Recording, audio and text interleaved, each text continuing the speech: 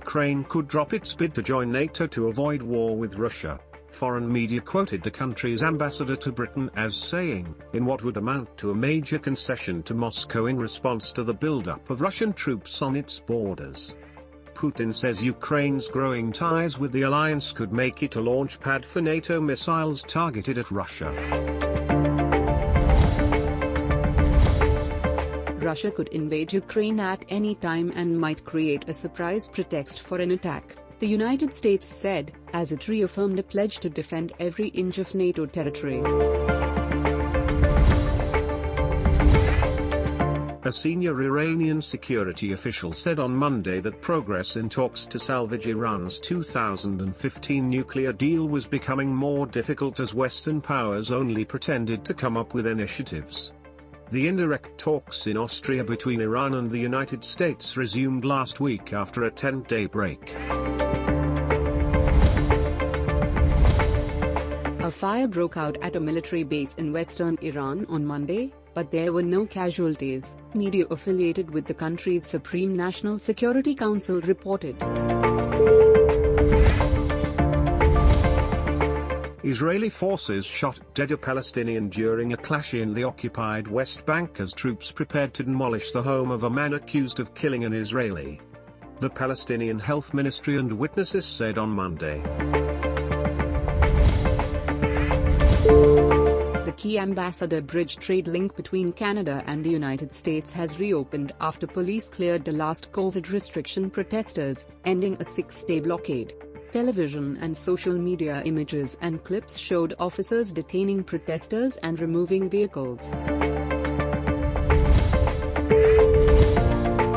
A state in southern India reopened some schools on Monday that had been closed following protests last week over female students not being allowed to wear hijabs in class. Authorities have banned gatherings of more than 5 people within 200 meters of educational institutions in the area. Iranian Interior Minister along with his 9-member delegation arrived in Islamabad on a day-long visit on Monday. Issues of prisoner swap and Pak-Iran border management will come under discussion during the talks.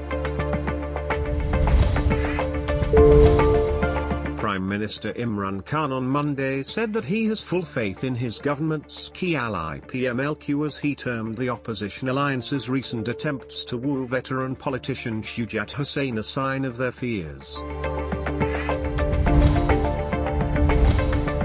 Police arrested 85 suspects, including 15 key suspects, for lynching a man in Caneville district over alleged blasphemy.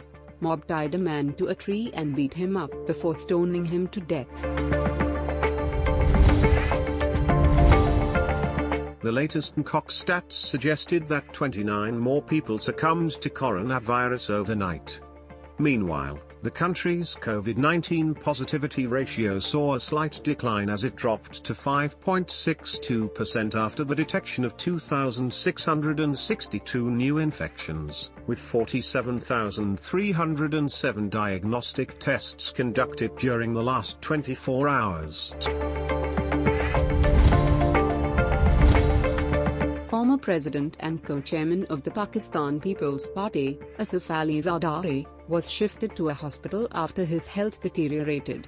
The PPP leader has cancelled all activities in Lahore following a doctor's advice that he should take complete rest.